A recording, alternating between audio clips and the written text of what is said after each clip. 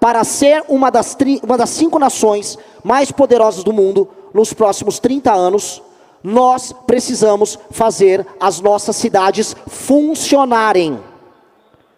Essa é a base de tudo. As nossas cidades, elas precisam ser funcionais. E aqui eu começo o meu pedido e o meu desafio para todos vocês. Se esse louco aqui, se o Renan Santos vencer a presidência da República, o que esse cara pretende junto a vocês, os municípios? Primeira coisa, hoje nós temos uma grande disputa. Olha, preciso de mais recursos no município, o governo federal inventa moda com política, cada hora uma política social nova, uma forma de administrar a escola nova, aí joga a despesa para vocês. A despesa jogada para vocês, o orçamento veio junto? Não. Vocês vão ter que ficar toreando as invencionices que vêm de Brasília. Não dá mais para atuar assim. Os critérios que vão empoderar o município são critérios de desempenho, e o município tem que começar a receber mais, tão logo ele bata as suas metas. Municípios precisam aumentar a sua arrecadação, baseado no aumento do PIB. A gente tem que aumentar a atividade econômica dos municípios. E os bons prefeitos têm que ser premiados por aumentar a atividade econômica. Alguém já deve ter visto vídeos meus, entrevistas minhas falando, certos municípios pequenos, sem atividade econômica, vão precisar ser mesclados a outros municípios. É polêmico eu falar isso aqui. Mas eu não tenho problema nenhum com um município que tenha 1000 habitantes sequer, mas que tenha atividade econômica e se autossustente. Muito município no Mato Grosso, muito município no interior de São Paulo, no interior do Rio Grande do Sul, é autossustentável do ponto de vista econômico, mas não recebe a sua verba. Ao mesmo tempo, muitos municípios na região Nordeste, eu pude rodar, rodei o interior do Ceará, rodei o interior do Maranhão, eu vi os municípios sem atividade econômica, largados à própria sorte, dependendo de um presente, de uma emenda que um deputado manda para lá. Uma parte dessa emenda faz um show, o deputado se reelege e a gente fica vivendo num ciclo de pobreza. Qual tem que ser o meu foco como presidente da República para os municípios, especialmente os municípios menores, que não têm atividade econômica? O foco do presidente da República é articular a agricultura e os serviços e levar frentes de trabalho para que estes municípios passem a deixar de ser municípios que contam apenas com o Bolsa Família e com auxílios e passem a ser municípios funcionais do ponto de vista econômico. Vocês pagam a banda e quem paga a banda escolhe a música. Nós precisamos fazer os municípios que pagam a banda ter atividade econômica e serem premiados por isso. Nunca se esqueçam dessa frase: quem paga a banda escolhe a música. Quem paga a banda escolhe a música. Eu quero, nesse sentido, como o meu foco é aumentar o poder do poder executivo, e eu estou falando em todas as instâncias, eu preciso libertar vocês de um jogo político que é perverso. E qual é o jogo político perverso? Os partidos focam todas as suas estratégias políticas e o sistema político em Brasília é construído para que o deputado mande em você. Vocês, e muitos de vocês não podem falar isso, vocês são escravos dos envios de emendas dos deputados. Vocês são escravos disso, porque o pouco que vocês podem ter de orçamento discricionário para investir é o orçamento de emenda. E o deputado quer definir isso junto, porque ele está pensando no voto que ele pode ter. O jogo tem que mudar. Os partidos têm uma coisa que é o fundo partidário e o fundo eleitoral. Todo mundo aqui conhece. Todo mundo sabe aqui como é determinado o dinheiro dos partidos, certo? É o número de deputados que é eleito. Eu proponho para os senhores uma revolução. E essa é a revolução que vai fazer a gente ter este país que em 30 anos será uma das 5 maiores nações do mundo. É a revolução que vai entregar o poder para o prefeito que entrega meta. E qual é essa revolução? Hoje, um partido político ganha dinheiro, põe dinheiro no bolso, conquanto ele eleja deputados federais. E aí ele pode eleger qualquer coisa para deputado federal. Um cara que passa o dia inteiro gravando vídeo, não é? Olha lá a esquerda, olha lá a direita, olha o comunismo, olha... Ou o deputado que só quer cuidar da emenda e a distribuição da grana para os apaniguados deles, tratando o prefeito como um mero repassador e executor dos planos deles. Nada disso. Imaginem uma alteração na lei eleitoral, que é PL, simples, maioria simples, em que o fundo partidário e o fundo eleitoral sejam condicionados a indicadores de desempenho dos prefeitos. Então vamos supor, temos um prefeito de uma cidade aqui, ele tem 20% de cobertura de esgoto no município dele. Ele transformou em 30% no mandato dele, ganha ponto. Ele melhora o índice no IDEB, ganha outro ponto. Aumentou a atividade econômica, ganhou mais 2 pontos. Esses pontos são ponderados pelo tamanho da cidade, e aí o partido recebe o fundo partidário dele, e metade do fundo eleitoral, baseado no desempenho do prefeito. Com base nisso, qual é o foco de um partido político no Brasil, do sistema político no Brasil? Fazer o prefeito trabalhar bem e bater meta. E o prefeito passa a ser a figura, dado que ele executa e faz as coisas acontecerem para as pessoas, a figura que se torna o centro da política brasileira. O centro da política brasileira tem que ser o poder executivo e tem que ser o prefeito. Vocês não podem ser escravos do envio da emenda alheia. O prefeito que bate meta de desempenho, o prefeito que aumenta a atividade econômica, ele tem que ter, a partir do momento que ele gera mais recursos, um percentual maior. Não é que ele vai receber mais apenas proporcionalmente, tem que receber um percentual maior porque aumentou a atividade econômica. Eu vi quando eu rodei o interior do Ceará, e entendam, o interior do Ceará até os anos 80, era um dos lugares mais pobres do Brasil. Seca, fome, a gente teve grandes crises de seca e de fome no interior do Ceará ali nos anos 80. Veio um homem chamado Raimundo Viana, esse homem foi trabalhar ali no governo do Tasso Gereissati, depois trabalhou no governo do Ciro. Qual foi o foco daquele homem? Levar desenvolvimento industrial para o interior do Ceará. Ele gerou arrecadação no interior do Ceará. Talvez eu tenha algum prefeito, algum vereador que esteja aqui presente, que foi contemplado nos anos 90 com as empresas que foram ali para o interior do Ceará. Mudou completamente a paisagem das cidades. Sobral só é Sobral por causa disso. Isso tornou essas cidades viáveis e viver nelas melhor, mesmo sendo cidades no sertão. Cidades que eram pobres, que viviam apenas de repasses. Eu preciso fazer os prefeitos terem essa energia, desculpa o termo, esse tesão em aumentar a atividade econômica, e eu tenho que premiar eles. Premiar a cidade, premiar o partido político do prefeito, e premiar o prefeito em si, por conseguir montar uma equipe técnica e aplicar isso. O que isso acaba gerando? Eu acabo diminuindo ao fazer isso as desigualdades regionais do Brasil, porque o Brasil é um país profundamente regional, profundamente desigual, e que passou a se odiar.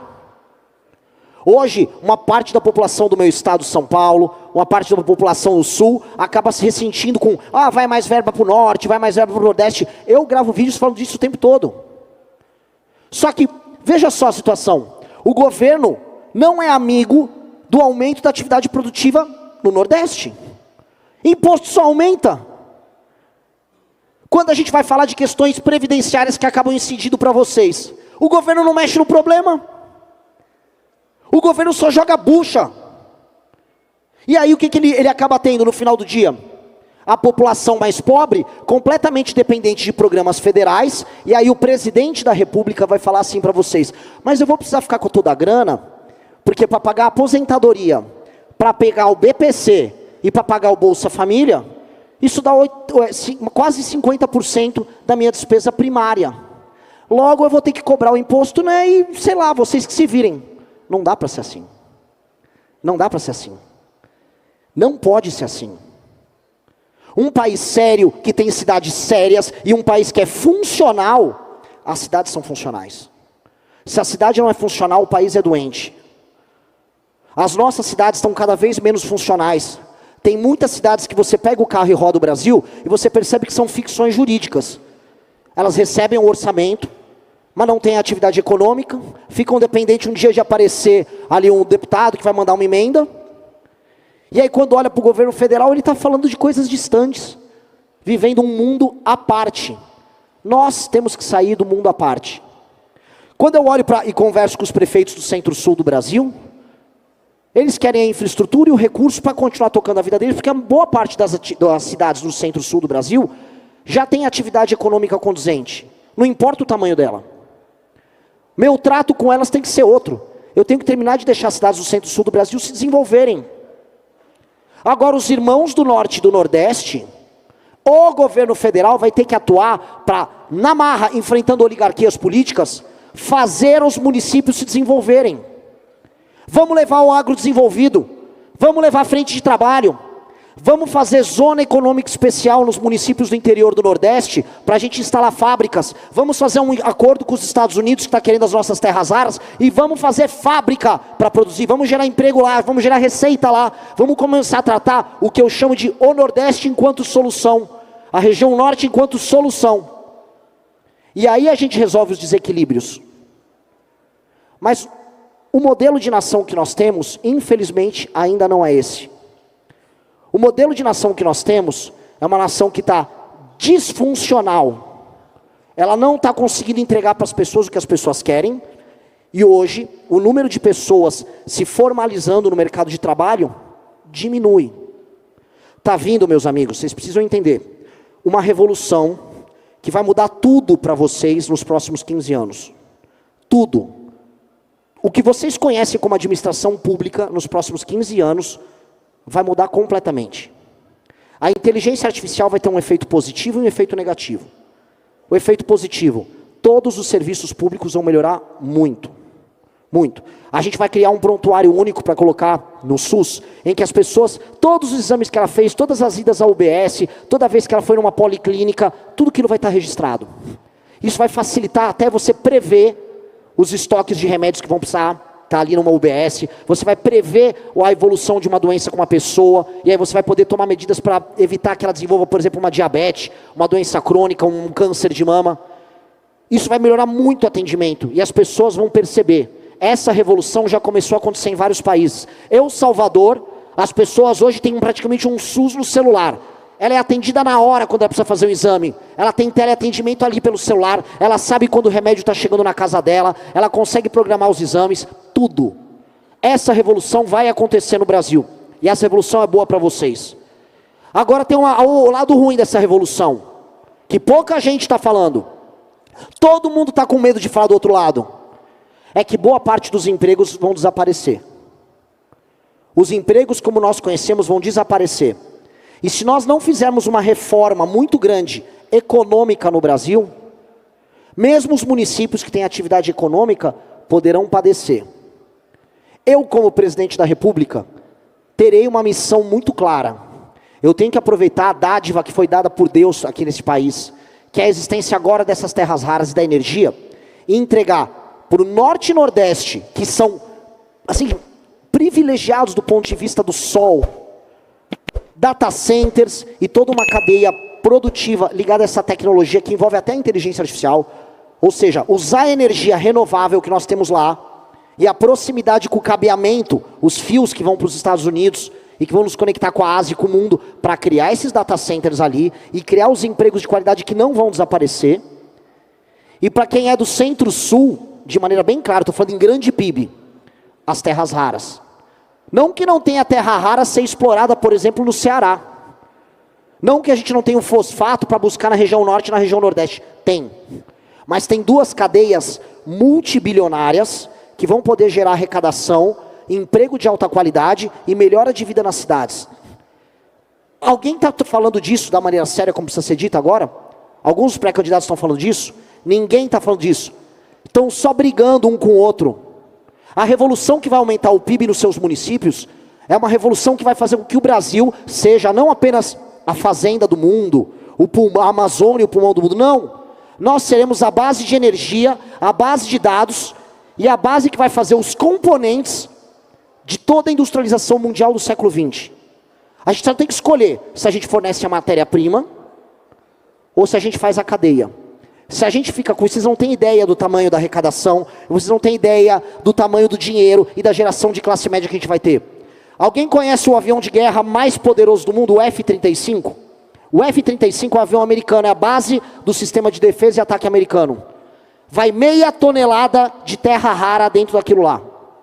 Não existe Estados Unidos poderoso sem a terra rara que tem no Brasil. E eu não vou fazer igual os demais, estão lá, não, dá tudo lá para o americano, não vai rolar isso. Vamos produzir a turbina do avião deles aqui. Quer a terra rara? Vamos fazer a cadeia aqui. E dá para distribuir isso ao redor do Brasil, dá para distribuir a arrecadação disso ao redor do Brasil. A galera não tem ideia, meus amigos, do tamanho da revolução que vem aí se a gente souber trabalhar junto. se a gente souber executar junto. Só que eu preciso empoderar o poder executivo. Eu preciso que quando eu for levar uma fábrica que tenha terra rara para uma região no interior do Maranhão, vamos colocar ali, que os prefeitos já estejam fazendo a lição de casa e consigam formar mão de obra. Que a cidade seja boa para morar, porque quando eu precisar trazer um gringo que vai ganhar 50 pau por mês para uma fábrica que eu estou trazendo, ele queira morar naquela cidade. Quantos prefeitos estão aqui e não conhecem um problema claro que é, ele quer atrair a empresa, consegue dar eventualmente um benefício, como aconteceu em vários lugares, mas a empresa não quer instalar porque os funcionários que ganham mais falam, eu não quero morar naquela cidade. Isso acontece em muitos lugares. E aí você não consegue terminar o processo, por quê? Porque viver nas cidades muitas vezes é muito ruim. Eu preciso que vocês já estejam construindo essa lição, e eu preciso que o governo federal e que as instituições não te sabotem, para quando a revolução acontecer, vocês estejam prontos para que ela aconteça. E a revolução começa a acontecer agora, é na próxima gestão, é a partir de 2027. A revolução da energia com os data centers e a revolução ligada às terras raras. É uma nova revolução que vai gerar uma corrida para os municípios, e isso não é centralizado em São Paulo, isso não é centralizado no Rio de Janeiro, isso é espalhado pelo país. Eu preciso fazer isso. Essa é a missão da minha geração. Se eu encaixar o Brasil nesse jogo, e se vocês participarem desse processo, nós nos tornaremos a nação desenvolvida que nós nascemos para ser. Esse é o nosso papel. Nós não podemos ter pouca ambição. Se a gente ficar com pouca ambição, a gente vai ficar se encontrando em eventos como esse, brigando eternamente. Porque o nosso foco não é um, o nosso foco tem que ser só um. Eu tenho que fazer a atividade econômica nos seus municípios aumentarem, eu tenho que deixar vocês andarem com as próprias pernas, e eu tenho que trazer todos esses contratos de terras raras, eu tenho que pegar o agro nosso, que é maravilhoso, e gerar a cadeia produtiva completa. Se você pegar o oeste de Pernambuco, região de Petrolina, produz fruta pra caramba. Vamos vender sorvete para o mundo, vamos ter marcas ligadas a esse produto, vamos aumentar a cadeia. Quantos municípios aqui não vivem do café? A turma que vive do café, vocês sabiam que o Brasil fatura menos com café do que a Alemanha?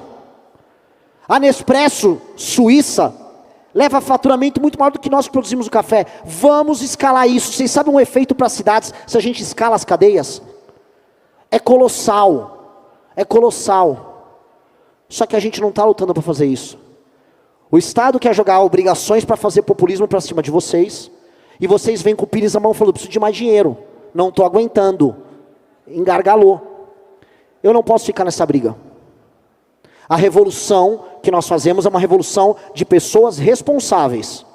Eu quero pegar os melhores prefeitos que batem os índices e os indicadores, eu quero colocar a equipe técnica para trabalhar com esses prefeitos, e eu quero facilitar a obtenção dos recursos para que eles cumpram as políticas e batam os indicadores. Se eles melhores indicadores de desempenho nos municípios, o dinheiro dos partidos é determinado por eles e não mais pelos deputados. A emenda dos deputados tem que ser condicionada às políticas dos prefeitos para eles baterem esses indicadores. O deputado serve o prefeito, não é o prefeito que serve o deputado. É isso.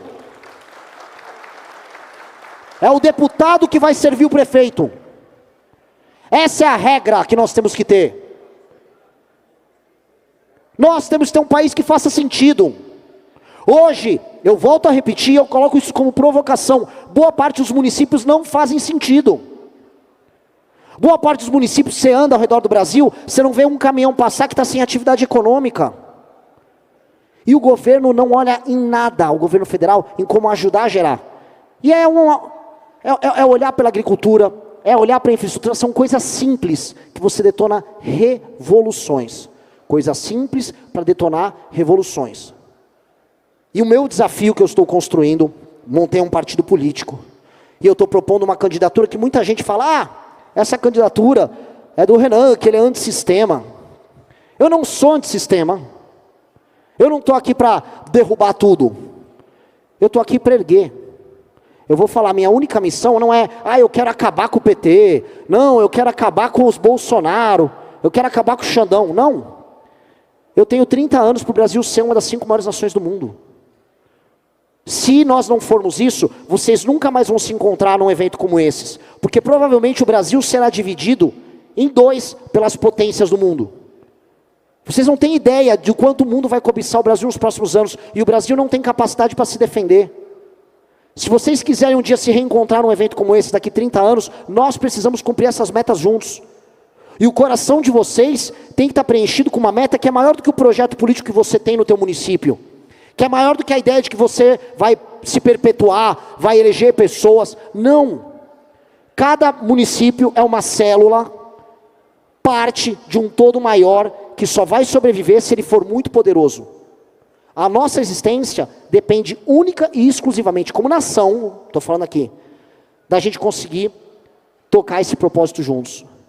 Então, não me vejam como o louco antissistema, porque nunca fui. Me vejam como um reformador e como construtor dessa nação.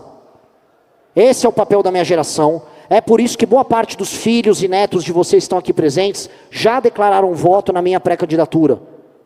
Porque os mais jovens, que vivem num país hoje que está completamente favelizado, e as cidades brasileiras estão completamente favelizadas, o jovem que está tendo seu celular roubado, porque o crime organizado não ficou só em São Paulo, Rio, Fortaleza, ele chegou nas cidades pequenas.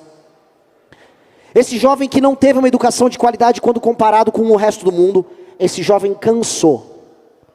Esse jovem quer respostas muito, muito rápidas. Ele quer uma solução rápida. E a gente tem que trazer essa solução. Só que num país em que a gente está totalmente desalinhado, em que a gente já não acredita mais nas mesmas coisas, em que um odeia o outro, em que um poder subjuga o outro, em que quando você vai querer fazer, às vezes, uma obra de boa vontade, vê um mala do Ministério Público só para encher teu saco, porque ele mesmo não tem nenhum tipo de pendor nacional, ele só quer encher o saco porque ele se torna um adversário político teu. Este país não vai dar certo. E o que vai acontecer?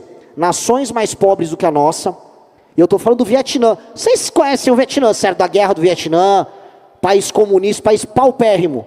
Sabia que o Vietnã está dando um pau na gente já? Vietnã já está nos ultrapassando em quase todos os indicadores. A renda per capita em Botsuana, um país da África subsaariana, que era paupérrimo, ultrapassou do Brasil. Nós estamos ficando muito, muito para trás e brigando pelas coisas mais idiotas. Eu não quero ver prefeito falando de banheiro trans, a gente não tem que discutir isso.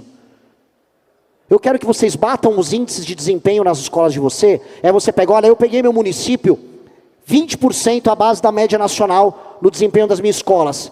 Entreguei ele na média nacional, recebi mais dinheiro proporcional por conta disso, fui premiada, e ainda o fundo partidário do meu partido aumentou por minha culpa, e o presidente do meu partido vai ter que me receber, e o meu deputado vai ter que me receber, porque eles só vão ser eleitos se eu quiser.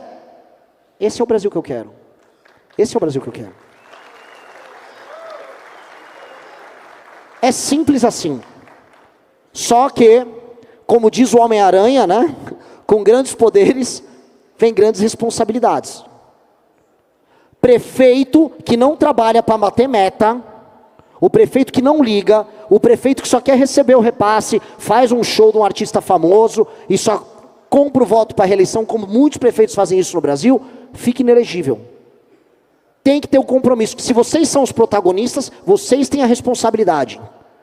O condutor das políticas públicas será o prefeito e será o poder executivo. E a transformação do Brasil se dá nisso. Então, vocês terão mais poderes, vocês terão acesso a mais recursos. Isso é o nome da nossa lei de responsabilidade gerencial, mas se trair esse pacto, tem que ser punido. Este é o jogo que nós precisamos ter. Esse é o jogo. Da forma como está, é um jogo que ninguém tem uma grande, vamos colocar aqui, uma grande punição, e aí fica um jogo de empurra. E no jogo de empurra, quem se beneficia é o intermediário. É o ente do judiciário, é o ente do legislativo. E é por isso que o valor que vocês deveriam ter para investimento acaba vindo através de emenda parlamentar, decidida por um deputado. Isso está muito errado. Isso está profundamente errado.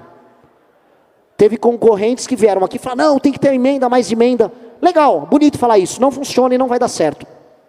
Não funciona e não vai dar certo. E a gente, se a gente for olhar aqui, tanto para prefeitos quanto vereadores que estão aqui, secretários que estão aqui presentes, a gente percebe um derretimento institucional do nosso país. Quem está na linha está vendo. E a resposta precisa ser dada.